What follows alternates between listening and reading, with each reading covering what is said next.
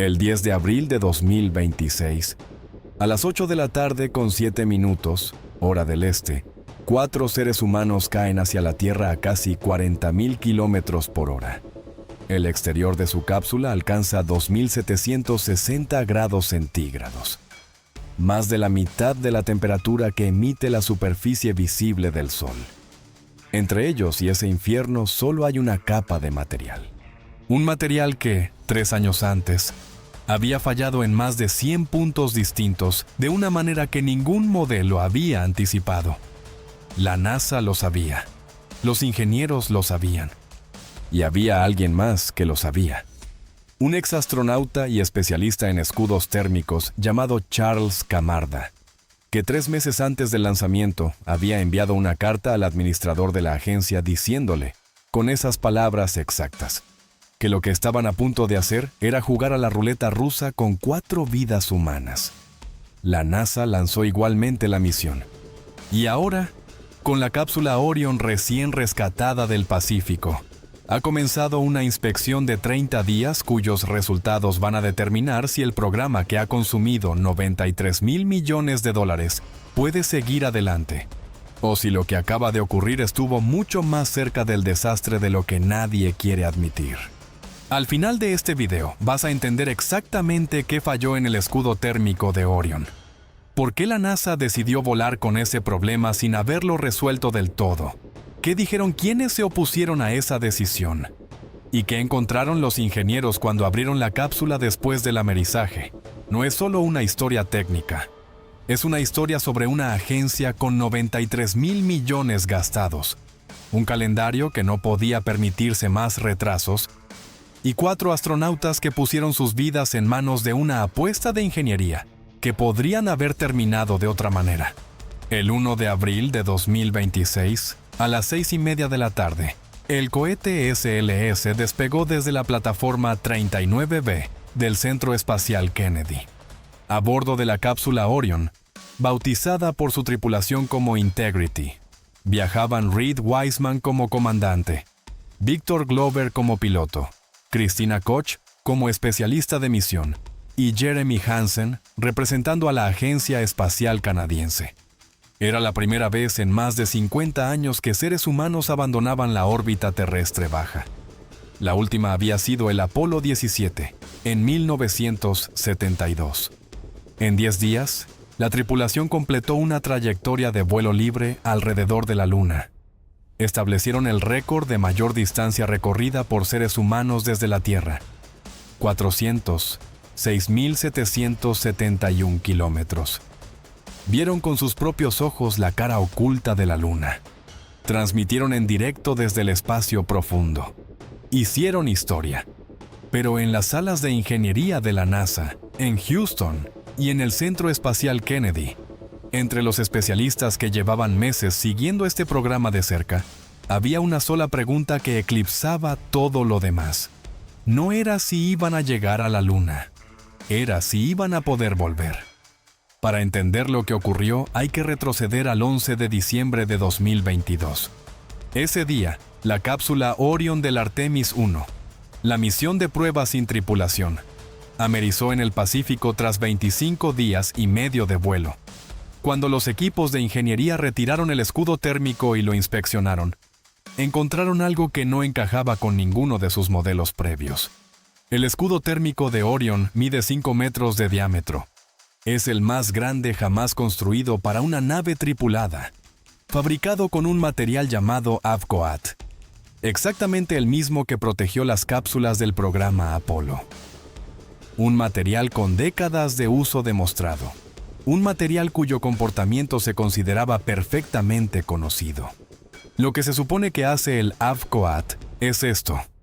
Cuando Orion entra en la atmósfera, el exterior del escudo se calienta a temperaturas extremas. El material se carboniza de forma controlada y esa carbonización absorbe el calor antes de que llegue a la estructura de la nave. Se consume hacia afuera para proteger lo que está adentro. Lo que encontraron en el Artemis 1 fue diferente. La oficina del Inspector General de la NASA publicó su informe en mayo de 2024.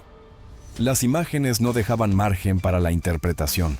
En más de 100 puntos distintos de la superficie del escudo, el Avquat no se había erosionado de forma uniforme. Se había agrietado. Trozos enteros habían salido despedidos durante la reentrada, dejando cráteres en el material. No erosión controlada. Fragmentación. La NASA tardó meses en reconocerlo públicamente.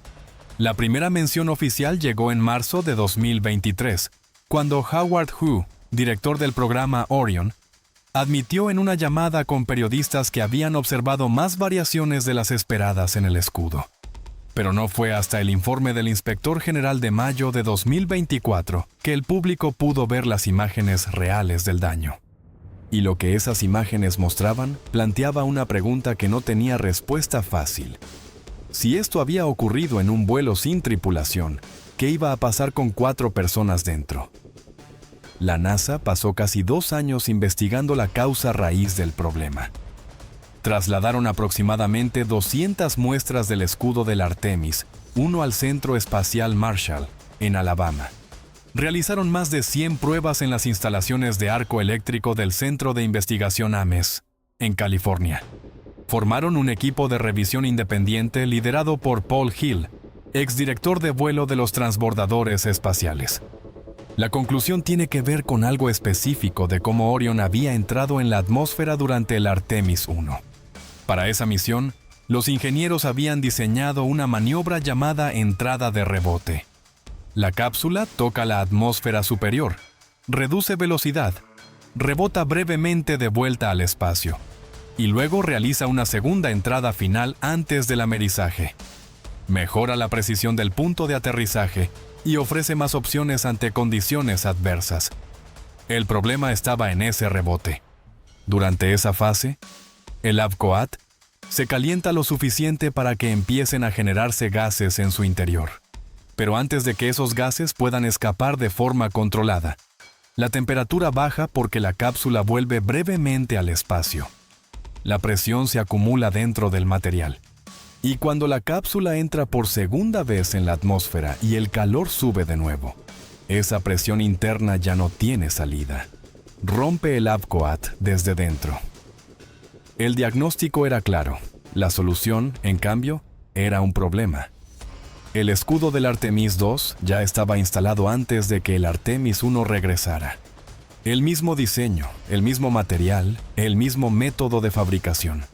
En lugar de la técnica original del Apolo, donde trabajadores rellenaban a mano 300.000 celdas individuales con el material, Lockheed Martin había optado por un sistema de bloques prefabricados. 186 bloques de Avquat, pegados sobre la estructura de fibra de carbono de la cápsula. Más eficiente, más rápido y al parecer con un comportamiento ligeramente distinto al previsto. Reemplazar ese escudo con un diseño corregido habría retrasado la misión entre 18 meses y 2 años. La NASA no podía permitírselo. No era solo una cuestión de calendario, era una cuestión de $93,000 millones. Eso es lo que el inspector general de la agencia estimaba que el programa Artemis habría costado entre 2012 y 2025. Y cada lanzamiento del cohete SLS añade entre 4.000 y 4.200 millones adicionales. Con esas cifras sobre la mesa, la decisión que tomó la agencia fue volar el Artemis II con el escudo existente, pero modificando la trayectoria de reentrada. En lugar de la maniobra de rebote, Orion entraría en la atmósfera con un ángulo más pronunciado y sin el segundo salto. Menos tiempo de exposición a las temperaturas más extremas, menos tiempo para que los gases se acumularan dentro del Avquat. La idea era sólida en teoría, pero había alguien que no estaba de acuerdo. Charles Camarda no es un comentarista de Internet. Es el astronauta que en 2005 voló en la misión STS-114, el primer vuelo tripulado después del desastre del Columbia. Su trabajo en esa misión incluía específicamente inspeccionar el escudo térmico del transbordador para verificar que era seguro volar. Durante más de 30 años trabajó en investigación de escudos térmicos para la NASA. En enero de 2026, el administrador de la agencia, Jared Isaacman, organizó una reunión con ingenieros del programa, directivos y expertos externos, incluyendo a 2 periodistas. Allí estaba Camarda. La reunión duró horas. Después, Isaacman declaró que tenía plena confianza en el escudo y en la nueva trayectoria de reentrada. Camarda salió a decir lo contrario. En una carta abierta dirigida directamente a Isaacman, escribió que la NASA estaba jugando a la ruleta rusa con las vidas de 4 astronautas. Estimó que el riesgo de catástrofe era de aproximadamente 1 entre 20. Argumentó que la agencia no había caracterizado completamente los riesgos, que no existía una solución real de hardware, y que la nueva trayectoria de reentrada generaba su propio entorno térmico desconocido, uno que nunca había sido probado a escala real. Su frase más contundente fue esta: la historia demuestra que los accidentes ocurren cuando las organizaciones se convencen a sí mismas de que entienden problemas que en realidad no entienden. Este caso exhibe los mismos patrones que precedieron a catástrofes anteriores. Esas catástrofes anteriores tenían nombre: el Challenger en 1986, el Columbia en 2003. Camarda no estaba solo. Dan Rasky, experto en sistemas de entrada y materiales de protección térmica con más de 30 años en la NASA, declaró a CNN que cuando el escudo térmico está fragmentándose, aunque el vehículo no se ha destruido, estás justo en el punto de fallo incipiente. Danny Olivas, exastronauta y miembro del Consejo Asesor de la NASA, había descrito inicialmente el escudo como preocupante. Luego, tras una revisión más profunda, cambió su posición y dijo que la agencia había hecho un trabajo excepcional gestionando el problema. Isaacman fue más directo que cualquier administrador anterior de la NASA sobre los riesgos reales. En una entrevista publicada 3 días antes del amerizaje, el 7 de abril de 2026, dijo: «Mi presión arterial seguirá elevada hasta que estén bajo los paracaídas en el agua frente a la costa oeste. ¿No hay un plan B? Ese es el sistema de protección térmica. El escudo tiene que funcionar. ¿No hay un plan B? Esa frase es la que importa. A diferencia de prácticamente todos los demás sistemas de una nave espacial, el escudo térmico no tiene redundancia. No existe una segunda capa de respaldo. No hay un sistema alternativo que se active si el primero falla. El escudo funciona o no funciona. Y si no funciona, no hay recuperación posible». El 10 de abril de 2026, a las 8:07 de la noche, la cápsula Orion amerizó frente a las costas de San Diego, frenada por 11 paracaídas hasta una velocidad de 27 kilómetros por hora. Los 4 astronautas estaban vivos e ilesos. La misión había funcionado. Pero lo que ocurrió a continuación merece atención. Casi de inmediato, observadores del sector espacial notaron algo en las fotografías y vídeos de la cápsula bajo los paracaídas: una mancha blanca inusual en el escudo térmico. Grande, llamativa, diferente al resto de la superficie carbonizada y oscura. La imagen circuló rápidamente y las preguntas empezaron a acumularse. Jared Isaacman respondió horas después desde el barco de recuperación. Explicó que la mancha blanca correspondía a la zona conocida como Compression Pad, la zona de amortiguación donde el escudo se une a la estructura de la cápsula, y que ese comportamiento había sido documentado en pruebas de arco eléctrico previas al vuelo. La decoloración no era material liberado, escribió Isaacman. No se observaron condiciones inesperadas. El comandante Wiseman, que inspeccionó la cápsula el día siguiente a bordo del barco de recuperación, fue directo. Nos agachamos y miramos la parte inferior de la nave, y para 4 humanos mirando el escudo a simple vista, nos pareció magnífico.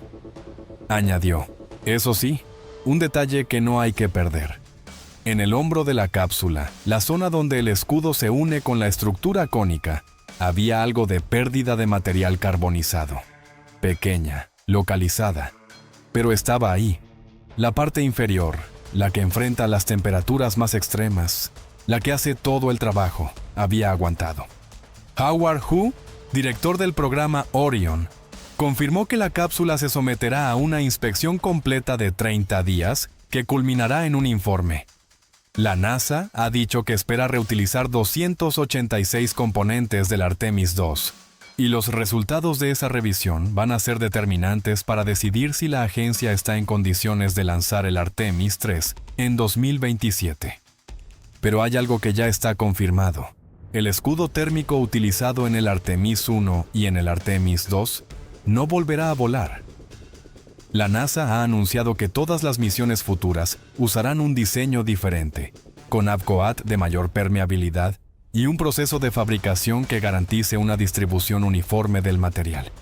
Es decir, se voló el Artemis II sabiendo que el escudo tenía un problema conocido. Se modificó la trayectoria para reducir el riesgo. Funcionó. Y ahora el diseño defectuoso se descarta para siempre.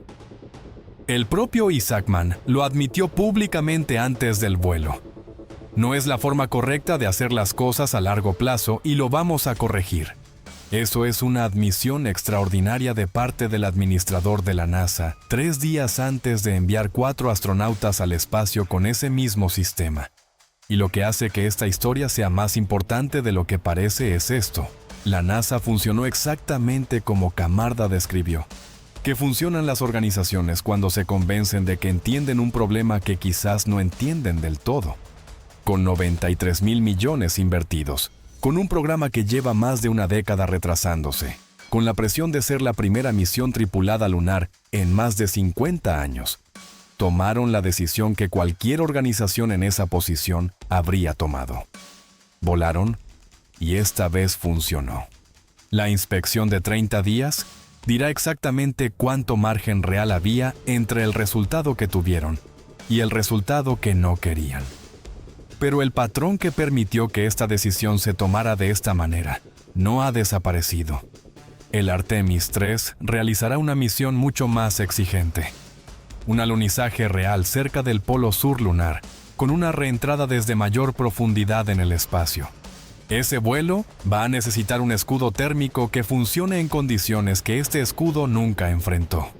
Y la pregunta que queda abierta mientras comienza la inspección de 30 días es si los datos que salgan de esa revisión van a contar la historia completa. O sí, como ocurrió después del Artemis I, van a pasar meses hasta que alguien decida mostrar las imágenes reales. Si quieres saber lo que encuentren cuando termine esa inspección, ya sabes dónde estamos. Suscríbete y activa las notificaciones para que te llegue en cuanto lo publiquemos.